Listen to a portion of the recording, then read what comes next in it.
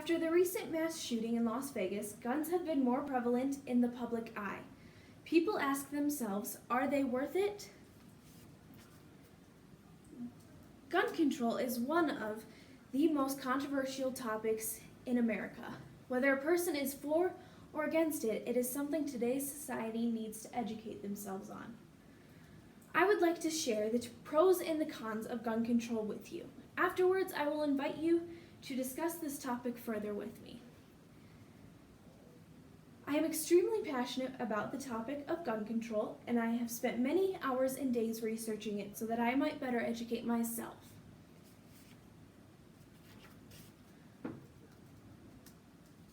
Pro-gun control activists give many arguments as to why the United States needs more gun control laws.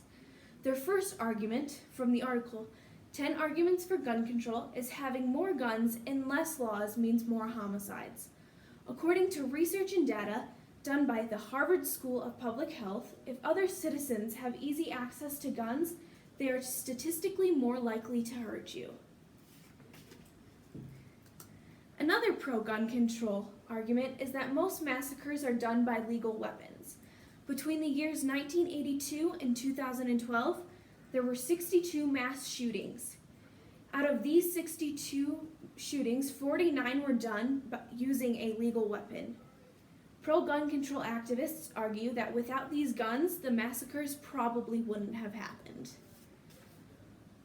While the two previous arguments were strong, pro-gun control activists might say that their strongest argument is that of the Second Amendment. The Second Amendment is as follows: a well-regulated militia being necessary to the security of a free state, the right of the people to keep and bear arms shall not be infringed. The picture on the PowerPoint shows that pro-gun control activists argue that the majority of people focus on the right to bear arms and get rid of the militia part. The activists say that the amendment was written in 1791 and therefore it is sorely outdated. As with any sort of controversial issue, there are cons to gun control laws. Anti-gun control activists give me many interesting arguments as to why gun control is worse for the United States. Their first argument, found in the article 10 Powerful Arguments Against Gun Control, is there are still murders in countries where handguns are banned. The United Kingdom banned guns in 1997. In 1996, the murder rate was 1.12 per 100,000 people, but it peaked in 2002 at 2.1 homicides per 100,000 people. Activists argue that no matter the amount of gun laws, there will always be crime involving guns. Another argument given by anti-gun control activists, found in the article 10 Arguments Against Gun Control, is that rampage shooters like soft targets. Activists use the argument that no one is going to try to break into the White House because it is so heavily fortified. That's why schools are the biggest target. Just as pro-gun control activists used the Second Amendment as an argument, so did the anti-gun control activists.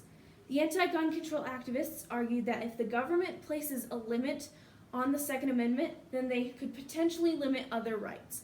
The picture shows what it would look like to an anti-gun control activist if we were to limit the Second Amendment rights. Everyone would become a soft target. Now, I would like to invite each and every one of you to share your opinions and give me your feedback. I've appreciated everything you said about gun control. For me, good gun control means use two hands. I think that the reality is that if they tried to pass legislation in stopping more and more legal citizens from having guns, then that means that the only people that will have them, aside from enforcement patrols, law enforcement, federal, whatever, will be criminals. And I think that's wrong. Those who argue about the Second Amendment being written when it was a musket, I think miss the point. So for me, gun control is a moot point. The Second Amendment should stand, and we should just do better at enforcing the laws that we do have. Background checks, criminals can't have them. A criminal doesn't stop because this is a gun-free zone. They have their guns, and I want to keep mine. I'm going to piggyback what he said. I believe that we should still be able to have our guns. I believe that gun control is a ridiculous option for the nation to even look at. I think we should have the opportunity to bear arms, and with that, yes, we do need to know how to use guns properly and how to take care of ourselves in a situation that would require us to use firearms, but to take them away, I think would be utter chaos for our country and for the people who are law-abiding citizens. And piggybacking off both of what they said, I also agree with them in the fact of that a lot of things can be stopped by a law-abiding citizen having a gun. A man just did a shooting in Las Vegas and no one expected him to do it, and I believe that if someone was there, it may be even close to that room, somehow getting in there, and it was a law-abiding citizen with the gun, they may have stopped him. And a lot of shooters have been stopped by citizens who are carrying guns, just like in Nashville, the church shooting. A law-abiding citizen had his gun and he went out to his car and grabbed it, and he stopped the shooter from killing or harming any more people. So I believe keeping the right to bear arms is the best thing to do, and we shouldn't even look at getting rid of it, because if they have the limit to limit one of those things, they can do that to basically any of our rights. So Thank you, Dennis, Cindy, and Colson, for sharing your thoughts on gun control. I appreciate each of your opinions.